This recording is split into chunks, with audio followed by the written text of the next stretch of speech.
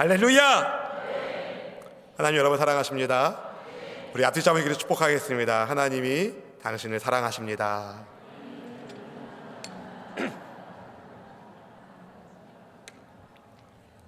진짜로 여러분, 진짜로 하나님 여러분 사랑하십니다. 지난 수요일에 제가 신방 중에 신방하러 갔을 때 핸드폰에 비상벨이 막 울리는 걸 들었습니다. 포항에서 지진이 발생했다는 그런 재난 소식이었는데요. 수요 예배를 잘 마치고 이제 집에 들어갔는데 샤워하려고 제가 샤워장 문을 딱 열고 들어갔는데 꽃마을 고등부 담당 목사님이 저에게 전화를 주셨어요. 내일 치르게 된 수능이 연기되었다는 속보를 저에게 알려주더라고요. 다들 아시다시피 그날 있었던 포항 지진으로 인해서 시험장에 건물이 안전하지 못하기 때문에 전격적으로 시험이 연기된 겁니다.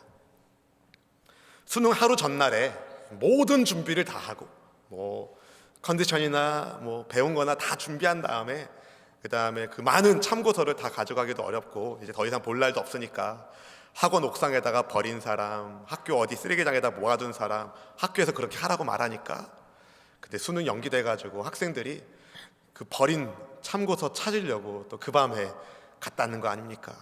참 웃기지만 슬픈 그런 뉴스를 들었습니다. 그런 거 보면 우리 다음 세대들이 너무 이 대학이라는 공룡에 묶여 있는 것은 아닌가 하는 안타까움이 마음이 많이 듭니다. 여러분 교회를 통해서 우리 교회를 통해서 진행되어지는 우리 수원기독국제학교를 주님께서 들어 쓰시도록 여러분 기도해 주시길 부탁드립니다. 우리의 삶은 변화무쌍합니다. 자기가 계획한 대로 이 다 풀리면 얼마나 좋을까요? 그러나 그렇지 않다는 것이 우리의 삶인 것을 여러분 잘 알고 계시죠? 그렇기 때문에 우리는 더더욱 주님을 의지해야 됩니다. 주님을 더욱 의지해야 됩니다. 왜냐하면 우리에게 생명의 호흡을 주는 분이 우리 하나님이시기 때문에 그렇습니다. 우리 이사야 42장 5절 말씀을 우리 화면을 보시면 함께 읽어보겠습니다. 하늘을 창조하시어 펴시고 땅과 그 소산을 내시며 땅 위에 백성에게 호흡을 주시며 땅에 행하는 자에게 영을 주시는 하나님 야훼께서 이같이 말씀하시되 아멘. 여러분 우리가 믿고 의지하는 하나님이 어떤 분이십니까? 하늘을 창조하여 펴신 분, 땅과 그 소산을 내신 분, 특별히 땅 위의 백성에게 여러분에게 호흡을 주시고 생명을 더하시는 하나님, 이처럼 위대하신 하나님을 저와 여러분은 그런데 아버지라 부릅니다. 아빠, 아버지. 어떻게 인간의 생사화복을 주장하신 창조주 하나님을 우리가 어떻게 아버지라 부를 수 있겠습니까? 공부 잘해서요? 돈 많이 벌어서요? 운동을 잘해서요? 천만에요. 오직 예수님 때문에 우리는 하나님을 아버지로 부릅니다. 예수님을 믿음으로 말미암아 우리가 하나님의 자녀가 되는 권세를 선물로 받았기 때문인 것이죠. 요한복음 1장 12절 말씀 여러분 이렇게 말하죠. 같이 읽어볼까요? 영접하는 자 곧 그 이름을 믿는 자들에게는 하나님의 자녀가 되는 권세를 주셨으니 아멘. 여러분 예수님 믿는 여러분은 하나님의 자녀가 되는 권세를 받으셨습니다. 믿으시는 분은 아멘. 네, 여러분 우리가 살고 있는 세상에 하나님 자녀만 있으면 얼마나 좋을까요? 그런데 그렇지 않다는 것도 알고 계시죠? 마귀의 자식도 있습니다. 육체의 욕망이 이끄는 대로 마구 사는 그런 사람들이 있다는 거죠. 저와 여러분도 사실은 예수님 믿기 전에 그렇게 살았습니다. 그때 우리는 죄와 허물로 죽은 존재였습니다. 그런 우리를 하나님이 사랑하셔서 그리스도와 함께 살리셨죠. 이것을 에베소서 2장 5절 말씀이 이렇게 말합니다. 같이 읽어봅니다. 허물로 죽은 우리를 그리스도와 함께 살리셨고 너희는 은혜로 구원을 받은 것이라 아멘. 여러분 죽을 뻔한 게 아니에요. 이미 죽었던 존재였어요. 그런 우리를 그리스도와 함께 살리셨습니다. 죄와 허물로 죽었던 나를 그리스도와 함께 살리신 하나님의 은혜에 감사하며 주님께 영광 돌리는 여러분의 생애가 되기를 주님의 이름으로 축원합니다.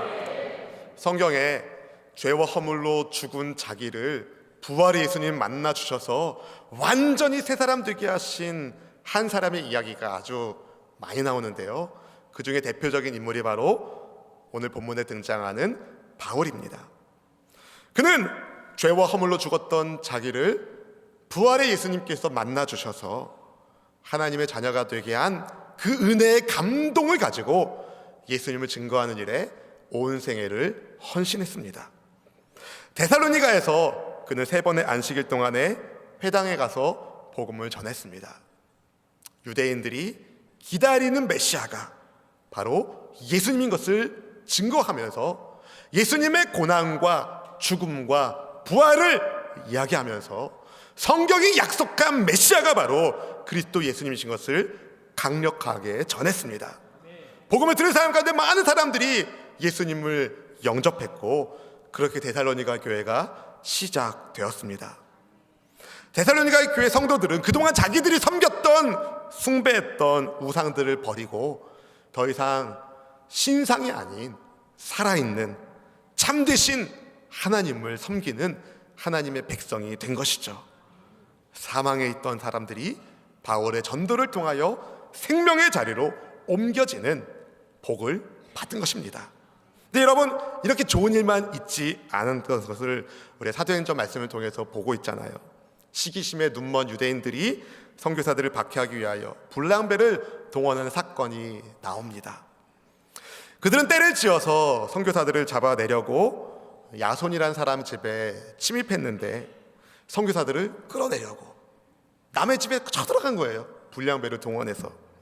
다행히 그들이 선교사들을 발견하지 못했지만 대신에 야손이 다른 형제들과 같이 끌려가서 온갖 소리를 들어야 했습니다. 특별히 바울이 신라가 선교사들이 로마 제국에 반역하는 반역의 무리라는 누명을 뒤집어 쓰게 됩니다. 가이사 대신에 황제 대신에 다른 임금 예수를 모신다면서 말입니다. 결국 바울과 신라는 베레아로 떠나야 했어요. 언제 떠납니까? 밤중에. 그렇게 해서 가게 된 베레아에서 그런데 바울 선교사 일행은 복음을 또 전합니다. 본문 10절 말씀을 같이 읽어보겠습니다. 10절. 밤에 형제들이 곧 바울과 신라를 베레아로 보내니 그들이 이르러 유대인의 회당에 들어가니라. 아멘. 여러분, 밤에 길을 떠나는 바울과 신라의 마음이 얼마나 안타까웠을까요? 베레아는 올리푸스 산맥 중간에 있는 산중 도시입니다. 옛부터 구리 세공업, 석재업이 발달한 도시였는데 우여곡절 끝에 가게 된 베레아에서 근데 다시 회당에 들어간 거예요. 복음을 전하려고. 복음 전하는 것 때문에 데살로니가에서도 나와야 했는데 다시 베레아에 가서도 다시 복음을 증거하는 바울과 신라는요, 정말 예수님께 헌신된 그리스도인이었다는 것을 우리가 보게 되는 것입니다. 복음의 말씀을 듣는 베레아 사람들이 그런데 태도가 너무 좋았어요. 예수님을 영접하는 사람들이 많아졌어요. 그게 바울 선교사 일행의 큰 위로가 되었을 것입니다.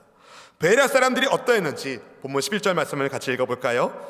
베레아에 있는 사람들은 데살로니가에 있는 사람들보다 더 너그러워서 간절한 마음으로 말씀을 받고 이것이 그러한가 하여 날마다 성경을 상고함으로. 아멘.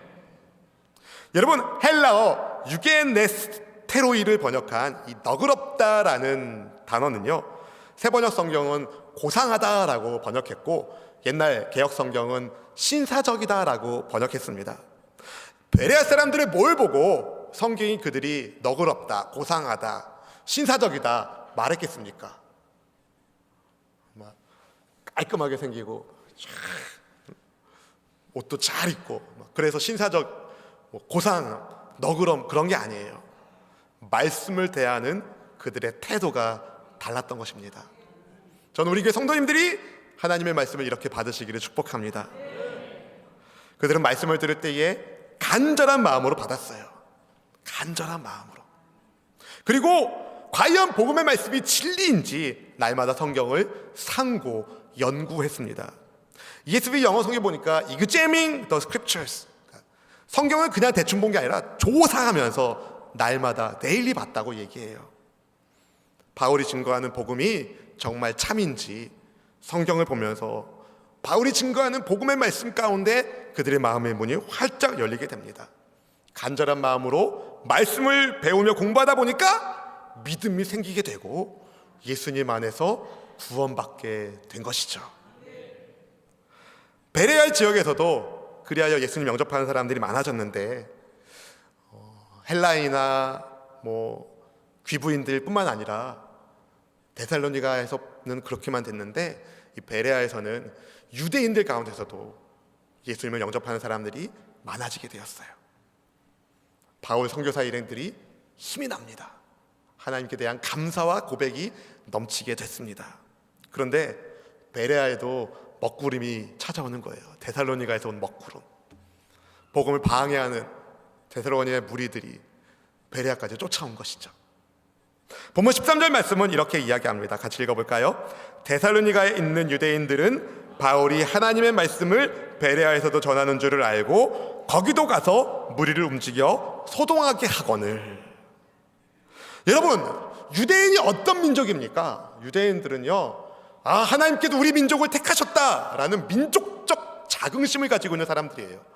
십계명과 같은 하나님의 율법을 받은 민족이라는, 하나님의 말씀을 받은 민족이라는 자부심을 가지고 있는 이들이, 그런데 본문 13절이 뭐라고 밝힙니까? 하나님의 말씀을 전한 줄 알고 거기 가서 소동을 일으켰다는 거예요. 즉 말씀을 방해했다는 겁니다. 말씀에 순종해야 할 유대인들이 시기심 때문에 하나님의 말씀을 거역했음을 본문이 고발하는 것입니다. 복음을 방해하는 이 나쁜 사람들 때문에 바울이 해변가로 피해야 했어요. 성도들이 바울을 서둘러 피신하게 하고 바울을 아덴까지, 오늘날 아테네까지 안전하게 갈 수 있도록 도와줍니다. 본문 15절 말씀은 이렇게 이야기합니다. 같이 읽어봅니다. 바울을 인도하는 사람들이 그를 데리고 아덴까지 이르러 그에게서 실라와 디모데를 자기에게로 속히 오게 하라는 명령을 받고 떠나니라. 아멘. 여러분, 아덴에 도착한 바울은요, 자기를 인도해 준 사람들에게 실라와 디모데를 자기가 있는 곳으로 데려와 달라는 부탁을 하면서 오늘 본문이 마치게 됩니다. 여러분, 아무리 위대한 탁월한 영적 리더라 하더라도 혼자는 감당하기 어려운 일이 복음의 사역입니다. 예수님의 복음은 절대로 편안하게 세계로 뻗어나가지 않았습니다. 복음을 방해하며 핍박하는 무리들이 있음에도 불구하고, 대적들의 위협에도 불구하고 주의 말씀에 순종하는 믿음의 사람들로 인하여 복음이 유대를 넘어 사마리아와 땅끝까지 전해지고 있고, 지금도 그렇게 복음이 확산되고 있습니다. 아마 바울은 복음을 방해하는 사람들을 보면서 자기의 옛적 모습을 한 번쯤은 생각했을 것입니다. 스데반의 죽음을 당연히 여겼던 그의 옛 과거가 있잖아요. 그래서 복음을 회방하는 사람들에 대한 안타까운 마음이 있었을 것입니다. 그래서 더더욱 진리의 복음을 전하는 일에 최선을 다한 것입니다. 왜요? 더 이상 자기처럼, 과거의 자기처럼 영안이 어두워 멸망에 있지 않기를 바라는 마음 때문에 바울은 이 일을 함께하는 동역자들과 감당합니다. 오늘 말씀을 준비하면서 저는 그런 생각이 들었어요. 믿음의 동역자가 정말 중요하다. 믿음의 동역자가 정말 중요하다. 여러분, 신앙생활은요, 혼자 하는 게 아니에요. 신앙생활은 함께 하는 거예요. 거리의 불량배를 동원하여 선교사들을 해하려는 이들로부터 바울과 실라를 보호하기 위하여 베레아로 보내준 데살로니가의 형제들이 있었습니다. 복음을 박해하는 무리들이 베레아까지 쫓아오니까 바울을 바닷가로 피신하게 해주고 그를 아테네까지 인도해준 동역자들이 있었습니다. 사도행전 20장 4절에는요, 베레아 출신의 어떤 사람의 이름이 등장합니다. 사도행전 20장 4절 말씀을 같이 읽어볼까요? 아시아까지 함께 가는 자는 베레아 사람 부로의 아들 소바더와 데살로니가 사람 아리스다고와 세군도와 더베 사람 가이오와 및 디모데와 아시아 사람 두기고와 드로비모라. 아멘. 여러분, 소바더는요, 어떤 사람인지 요 부분만 나와요, 성경에는. 그런데 소바더는 베레아 출신 바울의 동역자입니다. 베레아의 소바더만이 아니라 다양한 지역의 다양한 사람들이 복음을 위한 바울의 동역자가 된 것이죠. 데살로니가 사람, 더베 사람, 아시아 사람 등등 각자 살아온 배경과 문화가 달랐어도 복음을 위한 열정 안에서 그들은 함께 믿음을 위한 동역자가 된 것입니다. 동역자들의 격려가 없었다면 바울은 위대한 선교사의 사역을 감당하기 어려웠을 것입니다. 바울과 그의 동역자들은 복음을 위한 파트너였어요. 함께 복음을 위한 열심을 가지고 있었습니다. 그것은 하나님이 기뻐하는 열심이었죠. 데살로니가의 유대인들도 열심이 있었어요. 그런데 그들의 열심은 잘못된 열심이었습니다. 복음을 회방하는 열심. 여러분, 열심이 중요합니다. 근데 열심이 신앙은 아닙니다. 바른 신앙인과 함께 열심을 낼 때 그 열심이 하나님 받으시는 열심이 되는 것입니다. 혼자 신앙생활 하면요, 자기도 모르는 사이에 잘못된 길로 갈 가능성이 굉장히 높습니다. 그래서 함께 신앙생활 하면서 서로가 말씀 위에 서는 것이 굉장히 중요합니다. 사랑하는 성도 여러분, 하나님이 기뻐하는 믿음의 동역자가 되길 원하세요? 하나님이 기뻐하시는 믿음의 동역자가 되길 원하십니까? 그런 동역자를 필요로 하십니까? 그렇다면 첫 번째, 우리는 말씀 중심의 바른 신앙을 가져야 됩니다. 따라 볼까요? 말씀 중심의 바른 신앙을 갖자. 여러분, 베레아의 그리스도인들이 어떻게 믿음을 갖게 됩니까? 말씀에 대한 간절함 때문에 예수님을 믿게 되었어요. 말씀을 제대로 알지 못하면 각종 이단 사설에 넘어가기 쉽습니다. 신모시기 단체 이만 모시기 아시죠?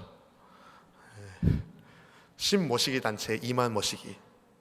여러분, 이 사람을 약속의 목자로 믿고 잘못된 열심으로 사람들을 미혹하는 수많은 사람들이 있다는 사실을 아시지 않습니까? 우리 수원수복의 성도님들은 오직 예수님 중심에 말씀이 기준되어서 복음을 위한 같은 열심으로 하나님을 영화롭게 하는 그리스도인 되기를 주님의 이름으로 축원합니다. 주님을 기쁘시게 드리는 믿음의 동역자가 되길 원하신다면 여러분, 말씀의 사람이 되셔야 돼요. 말씀을 사랑하십시오. 성경을 읽고 묵상하고 또 성경의 말씀대로 우리가 순종하며 살면 여러분의 삶이 새로워집니다. 왜냐하면 하나님의 말씀은 살아있는 말씀이기 때문에. 히브리서 4장 12절 말씀 같이 읽어봅니다. 하나님의 말씀은 살아있고 활력이 있어 좌우의 날선 어떤 것보다도 예리하여 혼과 영과 및 관절과 골수를 찔러 쪼개기까지 하며 또 마음의 생각과 뜻을 판단하나니. 아멘. 여러분, 하나님의 말씀이 살아있다고 말합니다. 활력 있다고 말합니다. 말씀의 사람, 살아있는 사람, 활력 넘치는 사람이 되는 것이에요. 지금까지 수많은 사람들이 예수님의 복음을 없애기 위하여 말씀의 가치 없음을 증명하려고 애를 써왔습니다. 사단의 꼬임을 받아가지고 성경이 너무 믿을 수 없는 이야기로 가득 차 있다면서 성경이 틀렸다고, 다시 말해 예수님이 틀렸다고, 교회는 틀렸다고, 교회를 무너뜨린 시도가 수없이 있어 왔습니다. 그런데 여러분, 오늘날 어떻습니까? 더 많은 민족의 언어로 성경이 번역되고 있고 복음은 점점 더 경계를 넘어 확장되고 있습니다. 왜요? 하나님의 말씀 그 자체가 살아있기 때문에. 사랑하는 성도 여러분, 성경은요 분명히 말합니다. 하나님의 아들 예수께서 성경이 약속한 그리스도시다. 로마서 1장 2절 말씀을 같이 읽어볼까요? 이 복음은 하나님이 선지자들을 통하여 그의 아들에 관하여 성경에 미리 약속하신 것이라. 아멘. 그렇기 때문에 살아있는 말씀을 낱낱이 살펴보면서 연구하면서 간절한 마음으로 들어보니까 베레아 사람들이 예수님이 그리스도시다 인정하고 믿게 된 것입니다. 근데 여러분, 복음을 핍박하는 무리들은 달랐죠. 율법을 맡은 민족이라는 민족적 자부심은 있었지만 정작 율법이 예언한 예수님을 거절합니다. 그 사람들은 살아있는 하나님의 말씀을 죽은 말씀처럼 취급한 것이었습니다. 사랑하는 성도 여러분, 저는 우리 수원수복의 성도님들이 베레아 사람들처럼 말씀 중심의 바른 신앙을 가지길 주님의 이름으로 축원합니다. 이사야 40장 8절 말씀이 말합니다. 풀은 마르고 꽃은 시드나 우리 하나님의 말씀은 영원히 서리라 하라. 아멘. 여러분, 말씀이 기준될 때, 말씀 위에 우리가 세워져 있을 때 우리는 영원히 서게 될 것입니다. 근데 어떤 사람의 선호도나 생각에 서 있으면 생각이 바뀌면 무너지고 선호도가 바뀌면 깨지게 돼요. 공동체가 그래서 취미생활 하다가 깨지기도 하고 그런 겁니다. 개 모임 하다가 깨지기도 하고 생각이 다르면 깨지는 거예요. 여러분, 말씀의 뿌리를 내린다면 영영이 서게 되는 것입니다. 그런 믿음의 공동체가 바로 우리 수원수복이 되고 여러분이 바로 그런 믿음의 동역자가 되기를 주님의 이름으로 축원합니다. 두 번째로 우리가 믿음의 동역자로 함께 세워지기 위해서 우리는 서로를 정말 사랑하며 섬겨야 합니다. 진짜 사랑하며 섬기셔야 돼요. 우리 옆에 있는 분을 향하여 이렇게 믿음으로 축복하길 원합니다. 주 안에서 사랑합니다.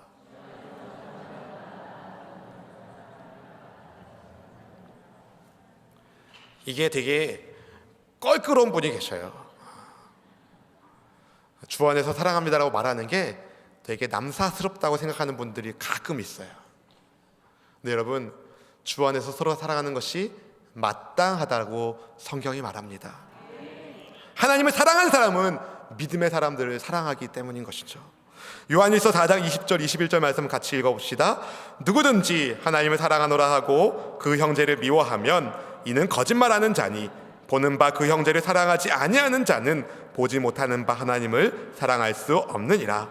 우리가 이 계명을 주께 받았나니 하나님을 사랑하는 자는 또한 그 형제를 사랑할지니라. 아멘. 성경에 바울이 베레아에 얼마나 오래 있었는지 정확한 날짜를 말하지 않기 때문에 얼마나 바울 선교사 일행이 베레아에 있었는지 알 수 없지만 그리 긴 시간은 아니었습니다. 베레아의 형제들은 바울을 만난 지 오래된 사람들이 아닙니다. 그런데 복음 안에서 그들은 바울의 안위를 걱정하며 그를 돕습니다. 그가 무사히 아테네까지 갈 수 있도록 말로만 동역자가 아니라 실질적으로 바울을 서포트하며 섬기는 진짜 동역자가 베레아의 그리스도인이었다는 겁니다. 하나님을 사랑하는 마음으로 사랑한 것이죠. 지난 금요일에 알래스카에서 오신 우리 윤호영 목사님이 이런 말씀해 주셨어요. 10월 달에 미국 라스베가스에서 총기 사건이 있을 때 목사님의 아들이 라스베가스에 출장 중이었다고 합니다. 근데 그 사건이 있었던 그때에 목사님께 전화가 온 거예요. 아빠, 나 지금 화장실에 숨어 있어. 나 위해 기도해줘. 아빠 사랑해. 엄마 사랑해. 그 윤 목사님 아들이 머물고 있던 호텔이 그 사건이 난 맞은편, 그 공연장 맞은편에 있는 호텔이었대요. 사람들이 막 피를 흘리고 호텔 안으로 막 뛰어들어오고 막 흉흉한 그때 그 순간에 그 급박한 상황 가운데 그 아들이 아버지에게 전화해서 부탁하는 거예요. 아빠 나 위해 기도해줘. 아빠 사랑해. 엄마 사랑해. 나중에 상황이 다 마무리된 다음에 목사님께 이런 말을 아들이 했다고 우리가 들었죠. 자기는 죽을 준비가 된 줄 알았는데 아직 아니었다고. 저는 윤 목사님의 말씀을 들으면서 그런 생각 들었어요. 인생의 마지막이 코앞에 왔을 때 우리는 무슨 말을 할까 정해져 있는 것 같아요. 그때 되면 뭐 돈을 덜 벌어서 아쉽다느니, 공부를 훨씬 잘했으면 좋았을 텐데라든지, 그런 말 할 사람이 누가 있겠습니까? 아마 사랑하는 사람들에게 사랑한다, 미안하다 이 말 하지 않을까요? 저는 사랑한다는 말을 인생의 마지막 순간에 가장 많이 할 것 같습니다. 여러분 어떠세요? 그럴 것 같아요? 왜 그럴까요? 더 사랑해야 했는데 그러지 못했다는 아쉬움이 있기 때문에 그렇습니다.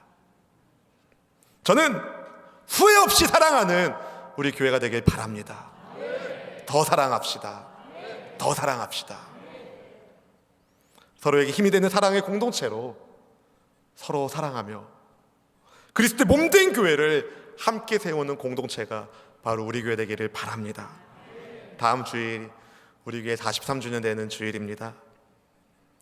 지금까지 하나님께서 우리 교회를 통해서 수많은 사람들에게 복음의 말씀을 전해 듣게 하시고 예수님을 믿어서 하나님 백성 되게 하신 그 놀라운 은혜에 감사하면서 앞으로도 지금도 여러분 사랑함으로 함께 세워졌지만 앞으로 더 많이 사랑하는, 말과 혀로만이 아니라 정말 행함과 진실함으로 더 많이 사랑하는, 함께 사랑으로 세워지는 믿음의 동역자가 되기를 주님의 이름으로 축원합니다. 여러분 어떻게 주님의 교회를 사랑하시겠습니까? 다음 세대를 향한 마음이 있는 분은 교회학교 선생님으로 헌신하십시오. 교회학교 선생님으로 사랑으로 섬겨주세요. 여러분 지역과 구역에 대한 부담감이 있으시다면 여러분 지역장으로, 구역장으로, 한 셀의 목자로 헌신하십시오. 혹시 손재주가 좋고 전기 제품을 잘 만진다 그러면은요 방송 스텝으로 섬겨주세요. 노래를 잘하십니까? 찬양대에 많이 자리가 비어 있습니다. 혹시 여러분이 어떤 악기를 다룰 줄 안다면 여러분 오케스트라 반주로 헌신해 주십시오. 무엇보다 여러분 예수님을 위한 사람으로 함께 세워지기를 바랍니다. 주님을 사랑하는 그 사랑의 마음으로 우리 서로 사랑함으로 세상을 향하여 보여주는 하나님의 공동체가 되길 바랍니다. 누군가 하나님을 정말 사랑하는 공동체가 어디 있냐고 묻는다면 전혀 부끄러워하지 않고 우리 수원숲기로 말할 수 있는 그런 은혜가 있기를 주님께 기도합니다. 바울에게 있었던 믿음의 동역자들처럼 여러분 우리가 서로에게 믿음의 동역자가 되어 하나님을 더욱 사랑하고 멋지게 섬기는 우리 수원숲목의 성도님들 다 되기를 주님의 이름으로 축원합니다. 축원합니다. 우리 함께 주님께 사랑을 고백합시다.